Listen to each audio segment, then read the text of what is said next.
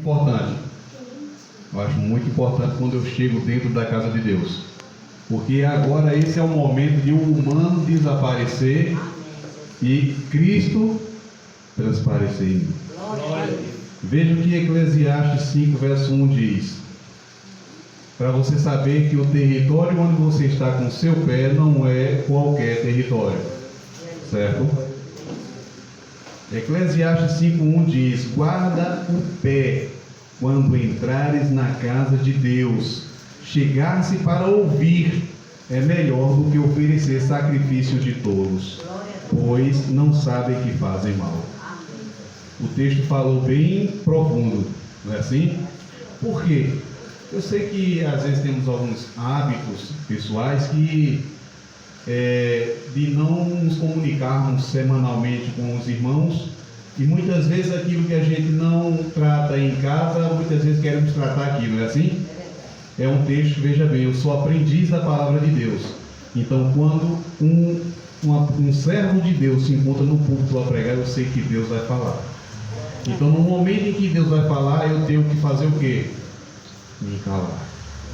Não estou pedindo para vocês calarem a boca,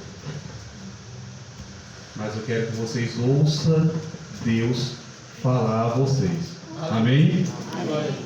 Vamos abrir a nossa Bíblia no Evangelho segundo São Lucas, capítulo 15. Vocês vão ver que a forma de eu me expressar é bem diferente. Eu quero que vocês não estranhem, tá certo? Não estranhem. Eu gosto de sermões temáticos, expositivos, e o sermão que eu irei pregar nesta noite é exatamente um sermão expositivo. Eu vou fazer aqui, a gente vai estudar junto aqui o capítulo 15 de Lucas, certo? Eu acredito que vocês já tenham ouvido muito acerca da parábola do filho pródigo, mas eu acredito que Deus vai falar para você nessa noite de uma forma bem diferente. Abriu a Bíblia? Lucas, capítulo 15. Vamos juntos orar? Grande Deus, maravilhoso Pai, louvado e engrandecido seja o Teu nome. A Tua palavra se encontra aberta em nossas mãos. Que o mesmo Espírito que inspirou os Teus profetas, o mesmo Espírito que inspirou os Teus apóstolos, que esse mesmo Espírito nesse momento possa nos inspirar agora nesta noite, ao ouvir a Tua voz, a aprender a Tua palavra, que a mesma possa entrar em nosso coração e achar guarida.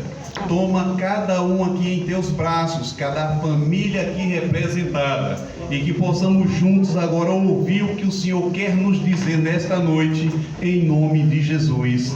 Amém. Peço a vocês que podem sentar. A parábola do filho pródigo, capítulo 15 de Lucas, a partir do versículo 11.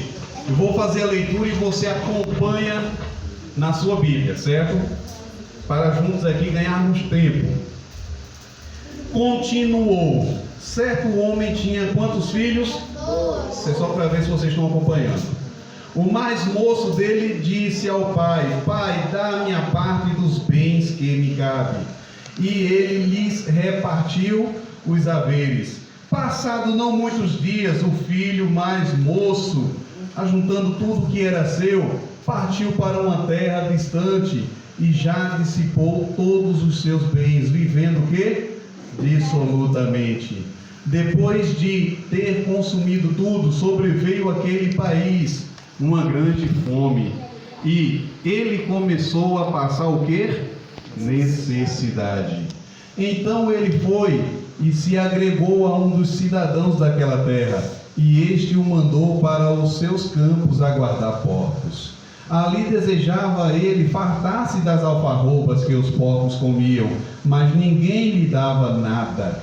Então, caindo em si, disse: quantos trabalhadores de meu pai têm pão com fartura, e eu aqui morro de fome? Levantar-me-ei e irei ter com o meu pai, e lhe direi: Pai, pequei contra o céu e diante de ti, já não sou digno de ser chamado teu filho, trata-me como um dos teus trabalhadores. E levantando-se, foi para o seu pai. Vinha ele ainda longe, quando seu pai o avistou, e compadecido dele, correndo, o abraçou e o beijou. E o filho disse: Pai, pequei contra o céu e diante de ti, já não sou digno de ser chamado seu filho. O pai, porém, disse aos seus servos: Trazei depressa a melhor roupa, vestiu, ponde um anel no dedo e sandália nos pés. Trazei também e matai um novilho cevado, comamos e regozijamos, porque esse seu filho estava morto e reviveu, estava perdido e foi achado. E comeram e regozijaram-se.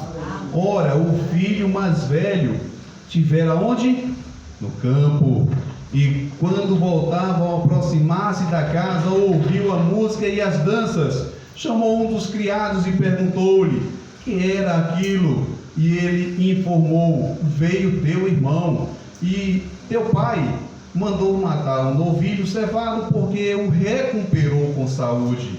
Ele se indignou e não queria entrar. Saindo, porém, o pai procurava conciliá-lo, mas ele respondeu a seu pai: há tantos anos que te sirvo, sem jamais transgredir uma ordem tua, e nunca me deste um cabrito sequer, para alegrar-me com os meus amigos.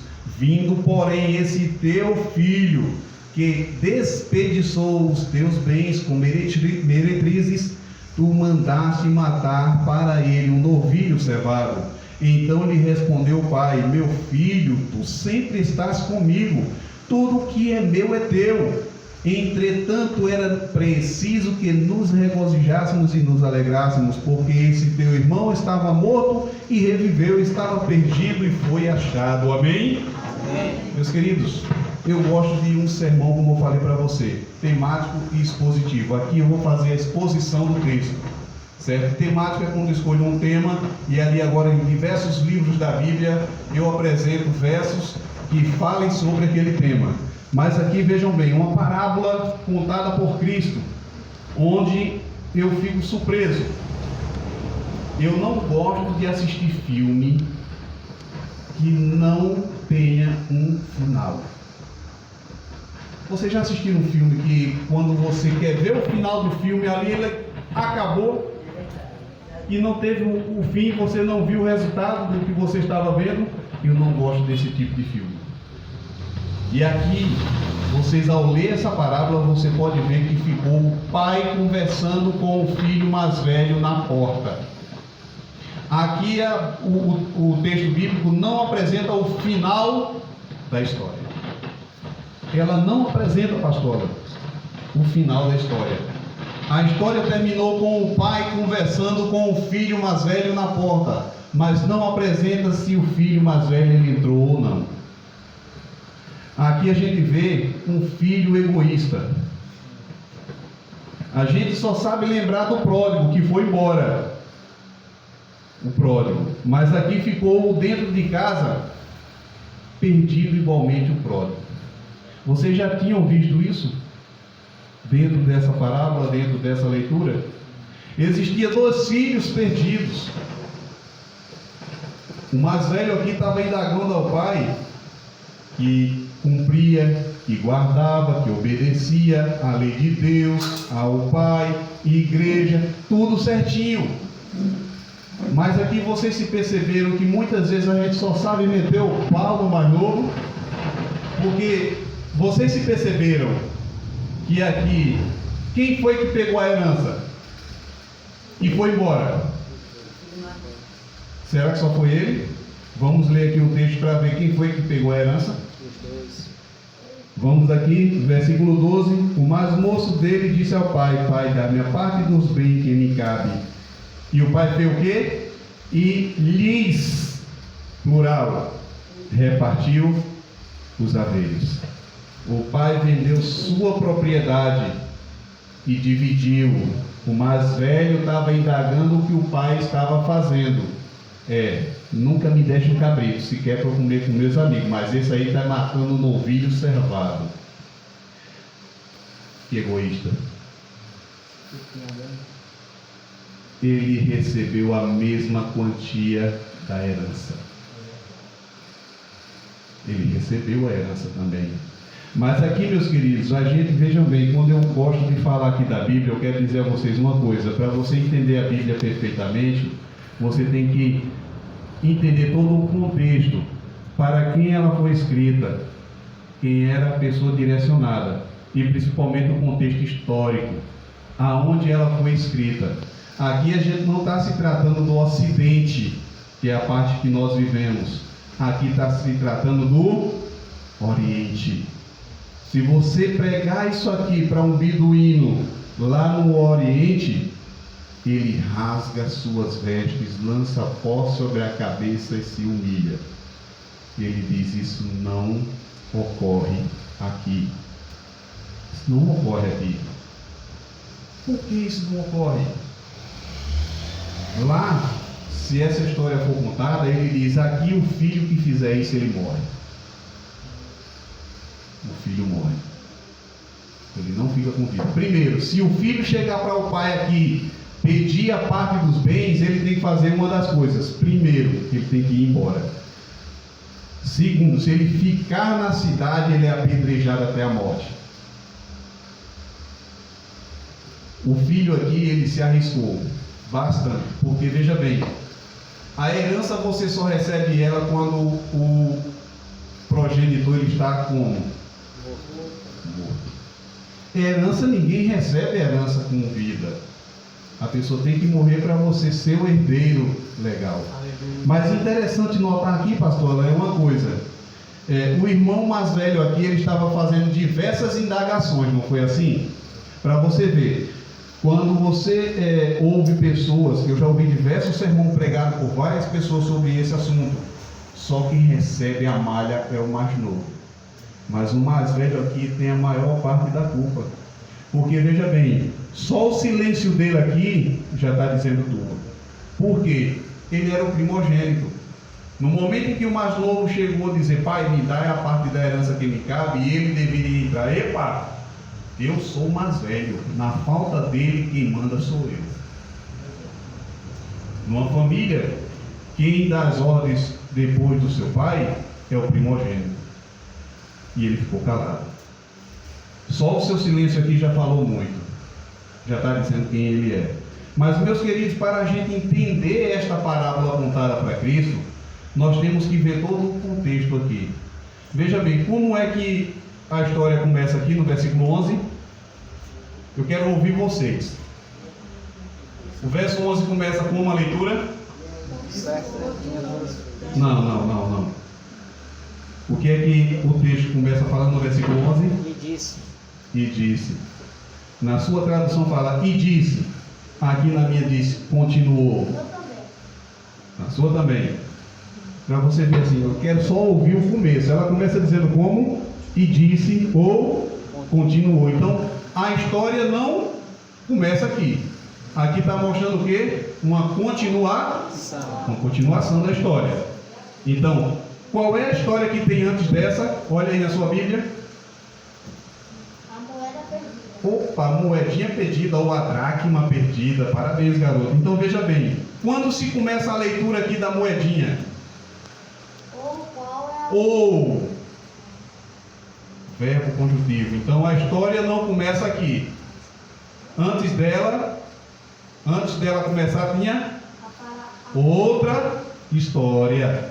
Havia outra história. Qual é a outra história que está aqui antes dela? A parábola Da ovelha perdida. Como é que começa a história da ovelha perdida? Então, estou falando na minha tradução, certo? Então, não deu começo aqui. Então é uma continuação de outra história. Então qual é a história que tem antes dessa? A parábola do grande banquete. Jesus recebe pecadores. Capítulo 15, verso 1 e 2. Vejam bem, qual é a história que começa aqui nesses dois primeiros versos? Aproximava-se de Jesus, todos os publicanos e pecadores para ouvir.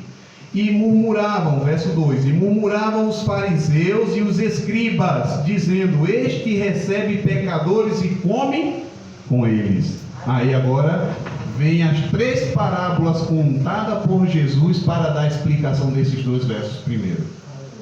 Amém? Olha bem, qual foi a parábola que eu e você lemos agora? Filho pródigo. Qual é a parábola que tem antes dele? A da moedinha. Meus queridos, uma moedinha. A moeda se perdeu aonde? Quem já leu essa história aqui? Quero ver aqui. Quantos leram já? Poucos. Pouquíssimos. Então vou ter que narrar as histórias para que vocês entendam. Certo? Aqui mostra que uma mulher perdeu uma moeda. Ela tinha quantas moedinhas? 10. Dessas 10 ela perdeu uma. Ela perdeu dentro de casa. E ao perder essa moedinha, ela ficou desesperada. Desesperada. Mas Flávio, por que ela não tinha 10? Ficou com 9 moedas? Mas por que ela perdeu uma moeda? Meus queridos, se todos estudassem a Bíblia a fundo, muitas coisas que acontecem na atualidade não aconteceriam na nossa vida. Não acontece. Olha bem que interessante. Aqui, eu vou ler aqui esses textos para que vocês entendam e vocês vão ver o contexto da história que eu vou passar para vocês. Olha bem. Ou qual é a mulher que, tendo 10 dracmas ou moedas, se perder uma, não acende a candeia, varre a casa e procura diligentemente até encontrá-la? E tendo-a achado, reúne as amigas e vizinhas, dizendo: alegrai-vos comigo, porque achei a dracma que eu tinha perdido. Eu vos afirmo, olha bem, que de igual modo haverá júbilo diante dos anjos de Deus por um pecador que se arrepende. Aleluia. Olha bem, o que é que tem a ver, Flávio, uma moeda com um pecador? O que é que tem a ver, meus queridos? Olha bem que interessante. Aqui apresenta ela com 10 moedas. No Oriente Médio, uma mulher, quando ela ia se casar, quando o pretendente chegava ao pai da mulher para querer casar com ela, ele pagava um dote. Ele pagava um dote. Antes de pagar esse dote, o pai olhava para ele e dizia: você tem trabalho? Você tem um emprego? Você tem como sustentar minha filha? O dote é 5.000 reais. Você tem na mão 5.000 reais? Tenho não? Então vai trabalhar para adquirir os 5.000 reais, porque é o dote. Aí o que acontece? Mas Flávio, o que é que tem de importante? No momento em que o pai via o filho, ou seja, o pretendente de sua filha trabalhar, é porque realmente ele gostava dela. E ali ele já estava se tornando um trabalhador e iria ter como sustentar a filha dele. Olha bem que interessante. Então, naquele momento em que ele ia trabalhar e trazia o dote, parte daquele dote o pai dava de presente para a sua filha. Parte do dote. Olha que interessante. E ali, veja bem, tinha como eu posso dizer, a tradição da época. No véu da noiva tinha um bolso, e ali era colocada aquelas moedas. E aquelas moedas seguia ela até o último dia de sua vida ou da vida do marido. Por que, Flávio, isso? Olha que interessante. No momento em que o marido dela viesse faltar, acontecia 3 coisas com aquela mulher. Primeira das 3, ela tinha que ir para a casa de algum familiar que lhe acolhesse, para que mais para frente ela conseguisse arrumar uma pessoa que lhe sustentasse. E aquelas moedas já iria ser como se fosse parte da sua aposentadoria. Iria cuidar dela. Segundo ponto, se não tivesse família que acolhesse ela, ela iria estar onde? Na rua. Então, por estar na rua, tinha que ter com que se manter. E terceiro, se a rua não acolhesse, ela iria se tornar o quê? Prostituta. Meus queridos, aleluia. Quando nós estudamos a Bíblia a fundo, passamos a compreender o que Cristo quer falar ao meu e ao teu coração. Por isso que aqui no versinho 10 fala: eu vos afirmo que de igual modo há júbilo diante dos anjos de Deus por um pecador que se arrepende. Mas eu quero mostrar a você a ilustração desta moeda. A moeda, ela sabe que estava perdida? Não. A moeda não tem intelecto. E ela estava perdida onde? De casa. Dentro de casa. Frisa isso em sua mente, que daqui a pouco vamos fazer uma reflexão. Vamos voltar agora para o texto antes desse. Se trata de quê? A ovelhinha perdida. Então lhe propôs Jesus esta parábola: qual dentre vós é o homem que, possuindo 100 ovelhas e perdendo uma delas, não deixa no deserto as 99 e vai em busca da que se perdeu, até encontrá-la? Achando-a, põe-na sobre os ombros, cheio de júbilo, e, indo para casa, reúne os amigos e vizinhos, dizendo: alegrai-vos comigo, porque já achei a minha ovelha perdida. Digo-vos que assim haverá maior júbilo no céu por um pecador que se arrepende do que por 99 justos que não necessitam de arrependimento. Meus queridos, a ovelhinha estava perdida onde? No deserto. Estava no deserto. A ovelhinha sabia que estava perdida? Não. Sabia. Você nunca viu um cavalo aí solto sem o seu dono? Ele corre desesperado. Todo animal sabe, sim. Ele não tem o intelecto que eu e você tem. Pega um cachorrinho seu e leva aí para o lugar. Um cachorrinho que é acostumado com você, quando ele se deparar de que não vê você ali perto dele, como é que ele fica? Sai agoniado, tentando procurar pelo faro onde é que se encontra o dono dele. Mas uma coisa interessante existia nas ovelhas. Ou seja, interessante assim, entre aspas, que as ovelhinhas, ela sabia que estava perdida, mas não sabia voltar para casa. Por isso que o pastor das ovelhas foi necessário deixar as 99 aonde? No aprisco, segura, e ir à busca daquela que se perdeu.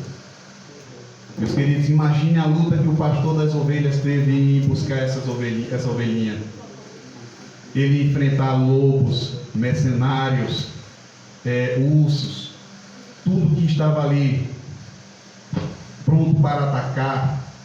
Ele descia diversos vales pedregosos, bicos de pedra, se arranhou, se machucou, para encontrar aquela ovelhinha que ele ouvia os seus balidos a cada momento mais fraco, por ela ter se machucado, por se afastar do seu pastor.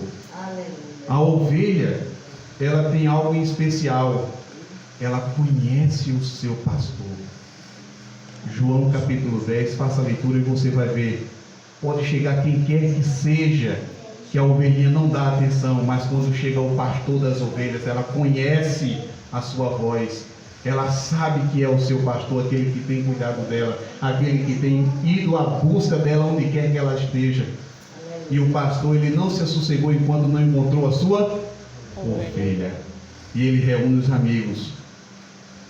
E agora começa a se regozijar. Meus queridos, vocês se perceberam aqui que dentro dessa parábola apresenta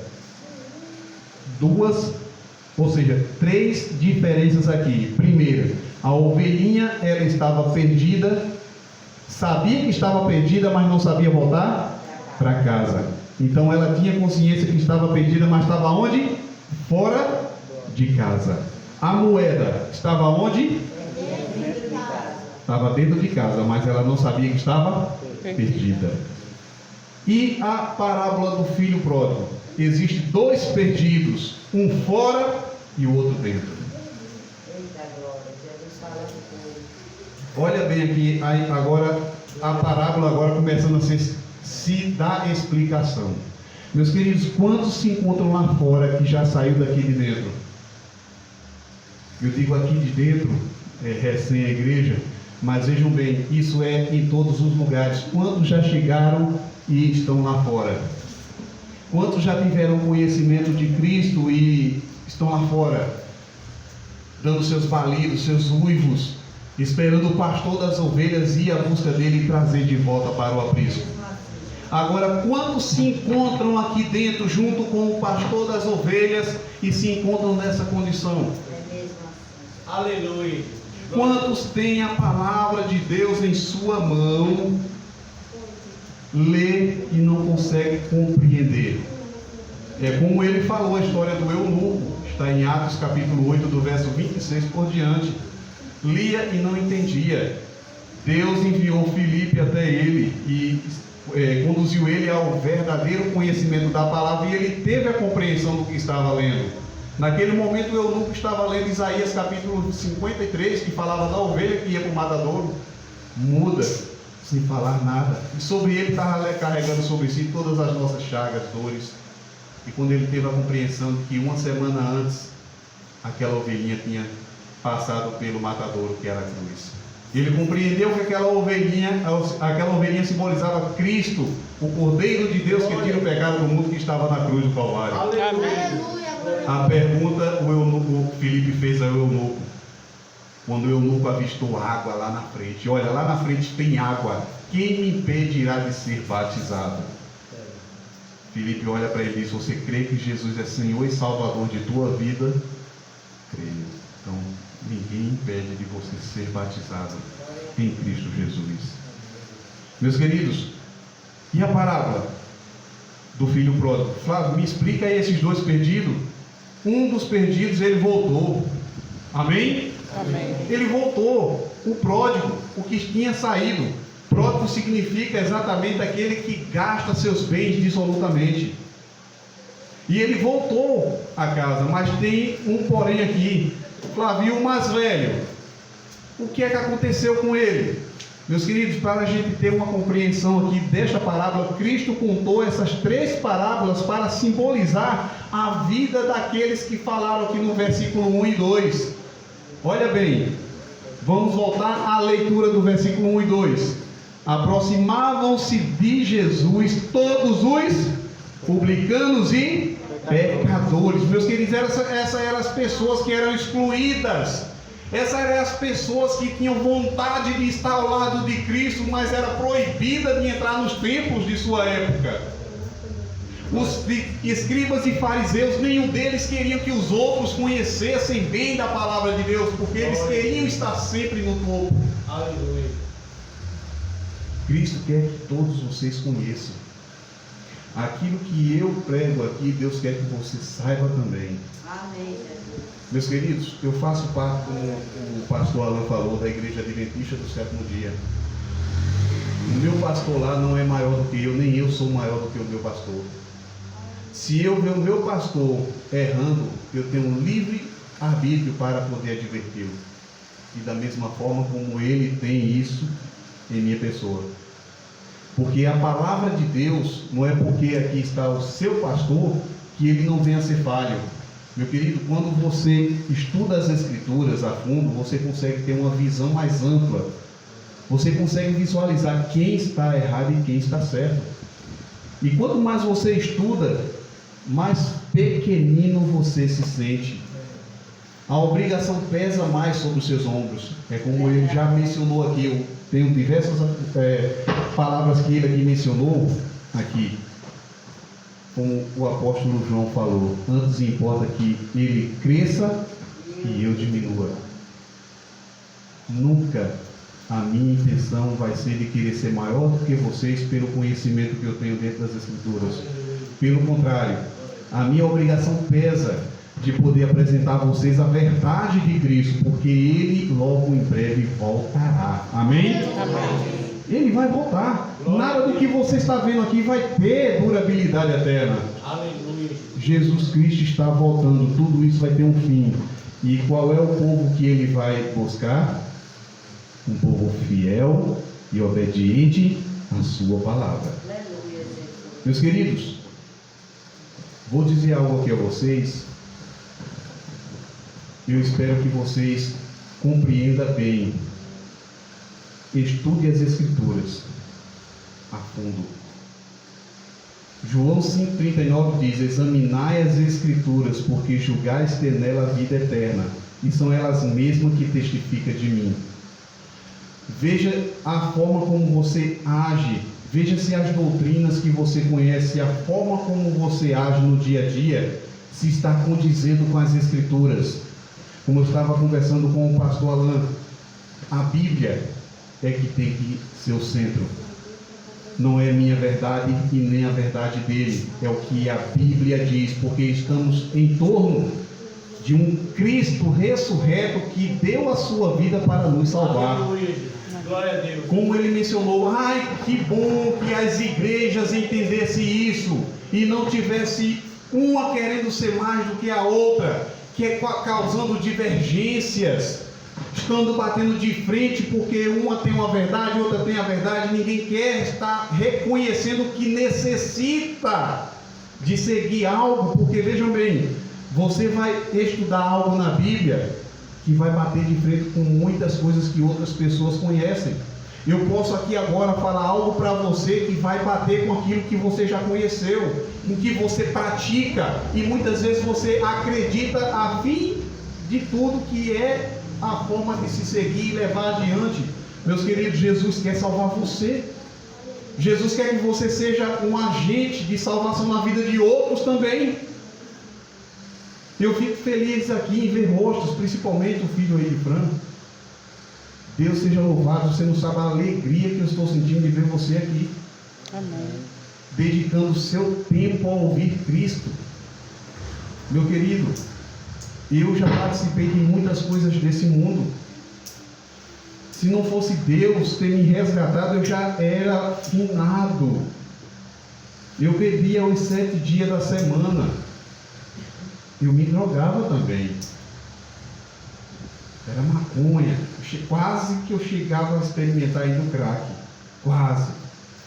Mas como eu era o mais fraco da turma, o camarada foi para o mais forte em Deus, seja louvado. Porque, né?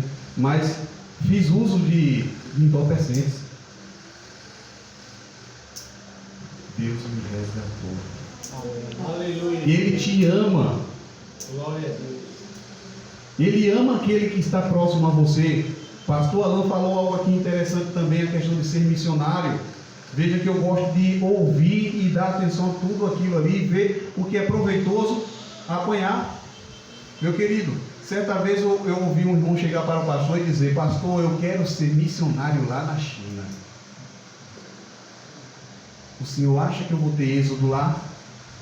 E o pastor olhou para ele e disse: meu irmão, deixa eu lhe fazer uma pergunta. Quantos ao redor de sua casa você já salvou para Cristo? Aleluia. Ele disse: nenhum ainda. Então já está respondido. Se for lá para a China, o fracasso é o mesmo. Para eu poder salvar alguém fora do meu convívio, eu tenho que buscar salvar primeiro aqueles que estão perto de mim. Aleluia. E existe uma multidão. Se eu pedir para cada um de vocês aqui pegar um pedaço de papel e uma caneta, você anotar nomes de pessoas que você deseja salvar, eu não tenho dúvida que no mínimo você vai anotar de 15 a 20 nomes. No mínimo. E de dentro de sua casa. Como é de dentro de sua casa? Pai, irmão, filho, aí vem agora primos, tio. Rapaz, é grande. Quando terminar de escrever, está escrevendo ali já 50, 100 nomes. E só os de perto. Você está compreendendo a geografia que você tem para trabalhar em salvar vidas? Mas aqui, voltando ao texto bíblico, quem estava ali a murmurar contra Cristo? Fariseus e escribas. Conhecedores da palavra. Conhecedores da palavra. Conhecia a lei a fim de tudo, a pente fino mesmo. Conhecedores. Estava ali agora criticando Cristo, porque Cristo estava fazendo o quê? Comendo. Alan, tem condição de eu almoçar na tua casa sem eu ter uma afinidade com você? De forma nenhuma. Só sou convidado a almoçar em sua casa se eu primeiro tiver uma afinidade com você. Nosso laço hoje começou aqui agora assim, não é a questão de estreitar, começou a enlarguecer mais. Começou hoje. A gente já se conhece há um bom tempo, mas hoje é que a nossa amizade agora começou a se ampliar mais em Cristo Jesus. Amém. Mas vejam bem, hoje não tem condição de eu ir na casa dele almoçar. Qual é a afinidade que eu tenho com Alan? Só em Cristo. Vocês estão compreendendo? Então, estavam dentro de uma casa. Jesus estava com publicanos e pecadores dentro de uma casa. Não estava em nenhum restaurante, em nenhuma venda da esquina. Eles estavam dentro de uma casa. A parábola que apresenta o filho pródigo aonde? Estava onde? Dentro de uma casa. O pai estava à porta da casa, clamando, tentando o quê? Reconciliar-se com o mais velho. Olha, ele já conseguiu a alegria do mais novo voltar, publicanos e pecadores. Voltou, mas agora ele está à porta da casa conversando com o mais velho, para tentar conciliar, para ele entrar onde? Dentro de casa. Jesus estava à porta da casa conversando com quem? Escribas e fariseus. Vocês estão compreendendo aqui a história? Aleluia. Ela se encaixando perfeitamente. Jesus estava à porta conversando com os escribas e fariseus, tentando conciliar para trazer eles para onde? Dentro de casa. Mas eles permaneceram aonde? Do lado de fora. O irmão mais velho ficou aonde? Do lado de fora. Os escribas e fariseus ficaram aonde? Do lado de fora. Meus queridos, a história aqui ela não teve um fim. E eu acredito que Cristo fez isso de propósito, ao inspirar Lucas na escrita bíblica. Eu acredito que aqui foi de propósito, porque a história aqui, meus queridos, ela agora tem um apelo nesse fim. Na porta de casa, quem estava dentro da casa? Publicano e pecadores. Quem estava fora? Escribas e fariseus. A elite do conhecimento. A elite. Não era qualquer coisa não. Era a elite. Eles estavam fora. O que é que o filho mais velho chega dizendo ao pai? Eu vou fazer a leitura a partir do verso 29. Mas ele respondeu a seu pai: há tantos anos que te sirvo sem jamais transgredir uma ordem tua. Olha bem, eles eram fiéis à lei de Deus ou não? Era. E nunca me deste um cabrito sequer para alegrar-me com os meus amigos. Vindo, porém, este teu filho, que desperdiçou os teus bens com meretrizes, tu mandaste matar para ele um novilho cevado. Jesus estava fazendo o que junto com os publicanos e pecadores? Uma bela refeição. Era festa. E a festa no céu e na terra quando um pecador se arrepende e se entrega a Cristo Jesus. Amém? Amém. Verso 31. Então lhe respondeu o pai: meu filho, tu sempre estás comigo. Eles viviam aonde? Nas sinagogas, nos templos. Tu sempre estás comigo. Mas, meus queridos, vejam bem, ele estava no templo. Sempre estás comigo. Porque, veja bem,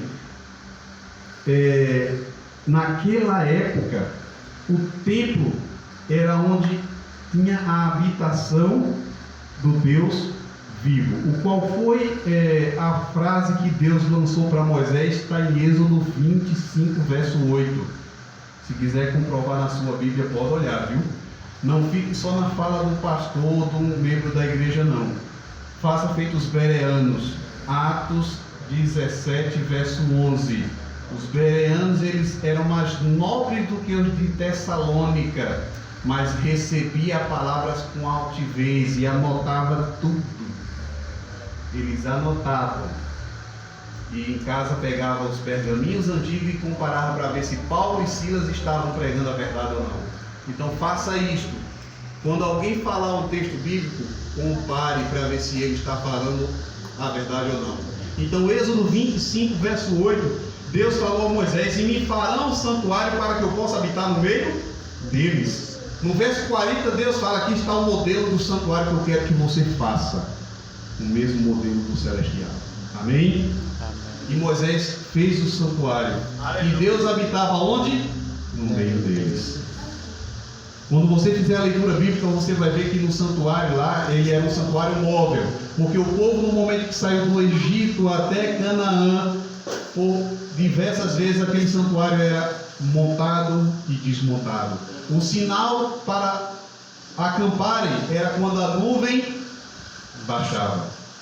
E o momento para eles saírem, desarmar acampamento e ir embora a caminhada é quando a nuvem subia. Então, Deus conduziu o seu povo. E o templo da época era onde ele sabia que ali estava a presença do Deus Todo-Poderoso. Então, por isso que o texto bíblico aqui está dizendo: vocês sempre estavam comigo, mas estavam o quê? Em pessoa. O coração estava longe. É como Mateus 15, verso 7 a 9 diz: bem profetizou Isaías ao vosso respeito, dizendo: este povo honra-me com os lábios, mas o seu coração está longe de mim, e em vão me adoram, ensinando doutrinas que são preceitos de homens. É isso que eu quero aqui dizer a vocês. Examinai as Escrituras, estude ela a fundo, porque é ela que vai te conduzir à vida eterna. Meus queridos, e outra coisa, aquilo que você lê nela e vê que você não está cumprindo, faça. E se você estiver fazendo algo que ela diz que não condiz com salvação, pare de fazer. Pare, porque é o Eterno que está dizendo.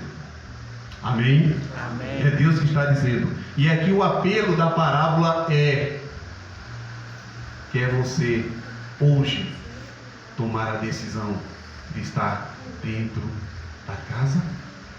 Ou você quer tomar a escolha que o mesmo escribas e fariseus tomaram de ficar fora? Cristo hoje ele apela ao meu e ao teu coração. Jesus está dizendo a você para que você tome a decisão de estar do lado dele. Logo em breve ele vai vir.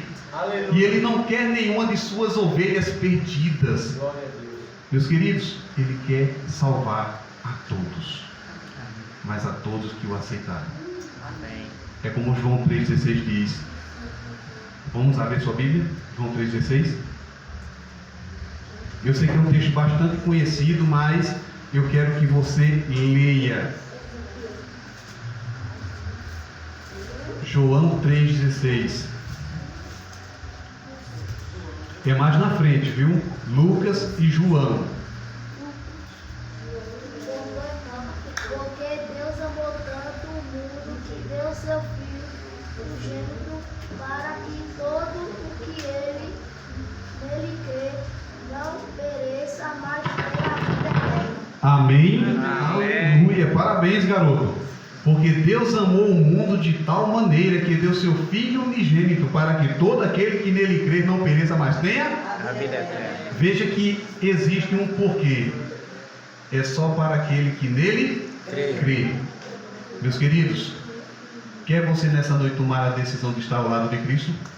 Quer você nunca se apartar dos caminhos do Senhor? O apelo que eu faço para você nesta noite é: se você aceita o Senhor e quer estar do lado dele para todo sempre, viver também a eternidade com os santos, eu quero ver você de pé. Aleluia. Glória a Deus. Quer você tomar essa decisão? Se ponha de pé em nome do Senhor Jesus. Esse não é o fator de você se colocar de pé e dizer assim: eu já vou ser crente. Meus queridos, você já é crente. Se você está aqui é porque você acredita em Jesus Cristo. O que eu quero dizer a você nessa noite é que você se aprofunde nos estudos bíblicos. Conheça Jesus mais de perto. Porque a salvação só vai ter para os amigos de Jesus. Meus queridos, o que é mais importante? Eu, quando servia ao demônio, olha que o que viesse na frente eu topava. Hoje, de lado daquele que deu a vida por mim, será que eu vou fazer diferente? Será que eu vou fazer diferente? Será que eu vou recuar diante de uma guerra? Meus queridos, Se você quiser aprender mais a fundo sobre a palavra de Deus, tem a Alain, tem alguns dos irmãos aqui que têm o conhecimento da palavra. Se você desejar, eu também posso lhe ajudar. Jesus nessa noite quer dizer a você a mesma coisa que ele falou aqui. É bom que eu e você se alegrem e nos regozijem, porque esse teu filho estava morto e reviveu, estava perdido e foi achado. Você está aqui dentro dessa noite porque você acredita, você crê. Eu não estou aqui convidando você para ser crente hoje, eu estou convidando você para aceitar Jesus na tua vida. É diferente. Aceite Jesus, crê no Senhor Jesus e será salvo tu e a tua casa. Foi o que Paulo falou para o carcereiro. Quer você nessa noite tomar essa decisão? Eu convido você a se colocar de pé. Vamos, se coloque de pé. O que é que está te amarrando nessa cadeira? Te coloca de pé. Vamos juntos orar ao nosso Deus. Vamos nos entregar a Ele em oração. E uma coisa eu digo a vocês: aquilo que nós não podemos fazer, Ele fará por você. Amém? Amém. Tenha certeza. O primeiro passo você já deu. Você poderia estar em qualquer outro lugar e você escolheu estar aqui hoje. Amém. Só em você estar aqui hoje já é um passo maravilhoso. Aleluia. Deus há de fazer a grande obra no teu coração, na tua vida, na tua família, em tudo que tu colocares agora. Vamos juntos orar? Feche seus olhos. Pai amado querido, toda honra e toda glória e todo louvor seja dado ao teu nome. Amém. Teus filhos se encontram aqui, ó Pai. Esta pequena porção aqui na Vila das Pimenças, ou seja, no conjunto residencial Moura Cavalcante. Que o teu Espírito Santo, ó Pai, possa atuar na vida dessas pessoas, desses teus filhos que hoje se encontram aqui nesta noite ouvindo a tua voz. Que o mesmo Espírito possa conduzi-los a cada dia para mais perto de ti, porque é o teu Espírito que se encontra conosco. Amém. Jesus, aí para junto do Pai, ele disse: eis que eu vou, mas enviarei outro Consolador. E este Consolador é o Espírito Santo, o qual está aqui neste mundo para nos convencer do pecado, da justiça e do juízo. Eu entrego cada um aqui em tuas mãos, Senhor, e que o Senhor possa fazer aquilo que nós não podemos fazer por nós mesmos. Que o Senhor possa salvar cada um aqui presente, e que não só eles, mas os seus familiares, os seus amigos, todos quantos se encontram ao seu redor, que seja salvo por ti, Senhor. E naquele grandioso dia da tua volta, possamos estar, ó Deus, todos juntos de mão dadas, subindo para viver a eternidade ao teu lado. Que o Deus de Abraão, que o Deus de Isaac, o Deus de Jacó possa derramar a bênção sobre a vida de cada filho teu aqui nesta noite, em nome de Jesus. Amém, Senhor Deus. Amém. Que Deus abençoe a todos vocês. Muito obrigado pela oportunidade, pastor Alain, a irmã Cida. Que todos vocês sejam abençoados pelo Senhor Jesus. Muito obrigado.